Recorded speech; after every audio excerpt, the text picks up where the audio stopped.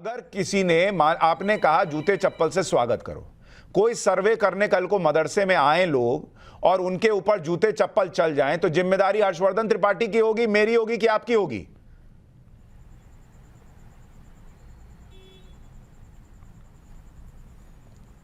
Hello, आवाज आ रही है आपको? आवाज आ रही है? अब आवाज आ रही है आपको?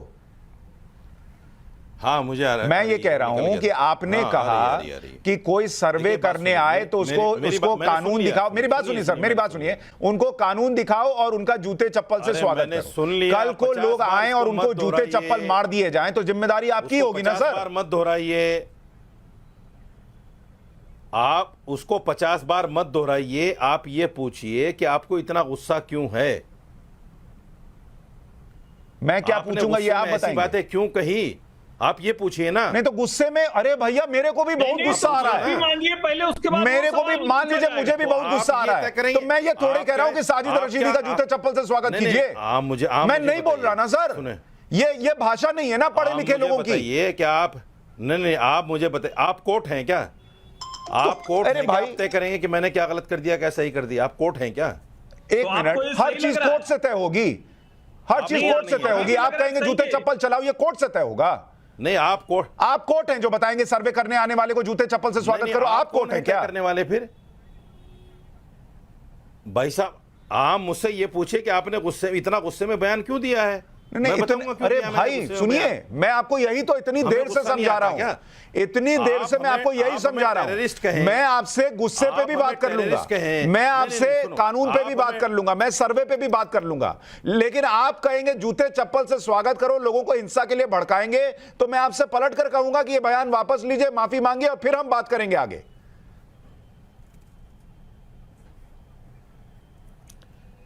आप कह के देखो। मैंने कहा माफी मांगिए, मैं आगे बात करता हूं। मैं नहीं माफी मांग रहा हूं, मैं नहीं करूंगा बात, मैं उठ जाता हूं। ये आपकी इच्छा, लेकिन अगर आप कहेंगे यहां पर बैठकर और उसको डिफेंड करने की कोशिश करेंगे तो वो डिफेंड के लायक नहीं है। चलो भाई, ये डिफेंड के लायक नहीं है। शो छोड़ के भागने से क्या होगा? माफी मांगनी चाहिए थी।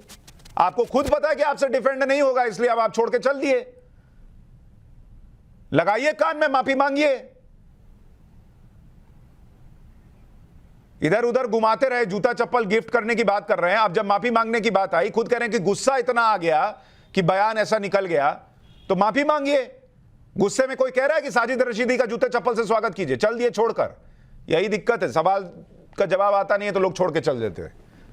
रिजवान अहमद चले गए वो छोड़कर। इससे ज्यादा मैं उम्मीद नहीं कर रहा था कि माफी मांग लेंगे, गलती से निकल गया था तो बोल देते कम से कम, लेकिन वो कह रहे हैं कि मुझमें इतना गुस्सा है इसलिए मेरे मुंह से ये निकला।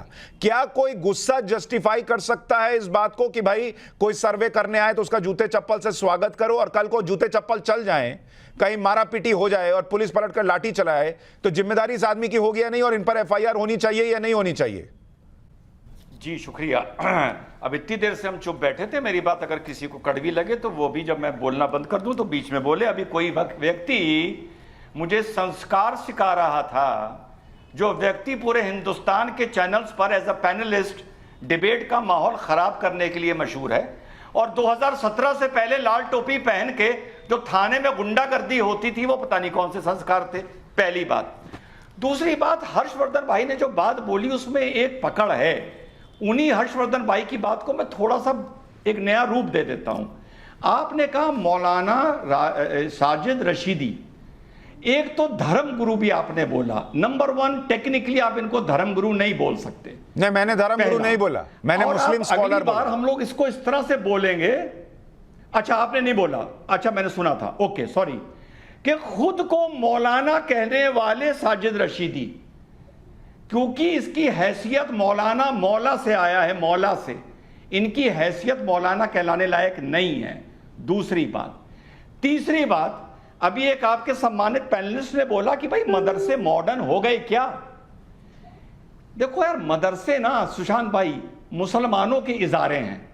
ये तुष्टीकरण के चक्कर में जब हिंदू इसमें बीच में बोलने लगते हैं ना तो मजा नहीं आता, कड़वाहट पैदा होती है, ज्ञान होता नहीं अंदर का, लेकिन तुष्टीकरण के लिए बोलना है। अब इनको ये बात नहीं मालूम कि 3 दिन पहले मौलाना फिरंगी महली ने ये साफ कह दिया है कि मदरसों में हम दीनी तालीम देते हैं, हमें मॉडर्न होना ही नहीं है, हमें बेसिक एजुकेशन चाहिए, सिर्फ 8वीं क्लास तक की। ये मौलाना फिरंगी महली का बयान है।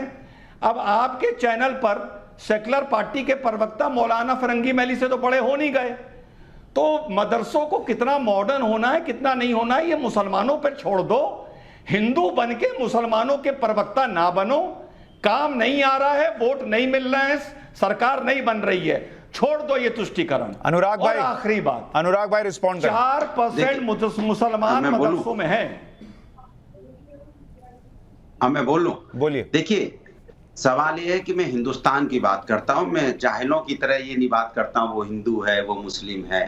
हम उस संस्कार में पले बड़े हुए हैं जहां हिंदू मुस्लिम भाई भाई, वो हमारे त्योहार में हमारे यहाँ आते हैं, हमारी होली दिवाली में हमारे यहाँ आते हैं, उनकी ईद में सेवई खाने हम उनके यहाँ जाते हैं। इसी संस्कार को देख के हम लोग बड़े हुए हैं। वो मेरी गुजिया खाते हैं, हम उनकी ईद हम जाके उनकी सेवई खाते हैं, और हम एक दूसरे के धर्म का सम्मान करते हैं और एक दूसरे के धर्म को जानते भी हैं, समझते भी हैं और आदर भी करते हैं।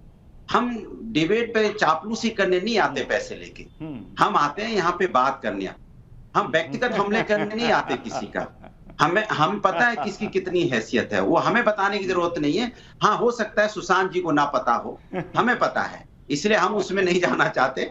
हम बस इतना जानना चाहते हैं कि उनको यही बोल के, अगर उनको कोई चैनल पे किसी को कोई बुला रहा है तो ये वही उनका धंधा हो सकता है। लेकिन हम समाजवादी लोग अपना समाज के अंदर, समाज में क्या तकलीफ है, समाज जैसे आज आपने देखा हम लोग धरना प्रदर्शन कर रहे हैं, तो हम लोग क्यों मैं हाउस अरेस्ट, क्योंकि हम लोग काम कर रहे हैं, हमें जनता की आवाज उठानी है, और जनता में हिंदू मुस्लिम दोनों है। हम महंगाई की बात कर रहे हैं तो हम ये नहीं करेंगे हिंदू मुस्लिम के अलग अलग की महंगाई की बात कर रहे हैं, हम बेरोजगारी की बात कर रहे हैं, मुस्लिम सबकी बेरोजगारी की बात कर रहे हैं, अगर महिला अत्याचार की बात कर रहे हैं तो सभी की कर रहे हैं, अगर हम यहाँ बात करें इंफ्रास्ट्रक्चर डेवलप होना चाहिए तो सबके लिए हो रहा है, अगर हम बात कर रहे हैं यहाँ पे हेल्थ व्यवस्था अच्छी हो तो सभी के लिए हो, हम बात कर रहे हैं अगर यहाँ पे एजुकेशन अच्छी हो तो सभी के लिए हो। हम इस तरह से नहीं बांटते ये हिंदू है ये मुस्लिम है। तो ये डिबेट उन लोगों के लिए होती है जो उनका मानसिक रूप से रोगी है। हम हिंदुस्तानी हैं, हिंदुस्तान के हर व्यक्ति की बात करते हैं, चाहे किसी भी जाति धर्म। ठीक है, रिजवान अहमद आप छोटे में रिस्पॉन्ड करें, फिर मैं हर्षवर्धन जी पे जाऊंगा। रिजवान जी।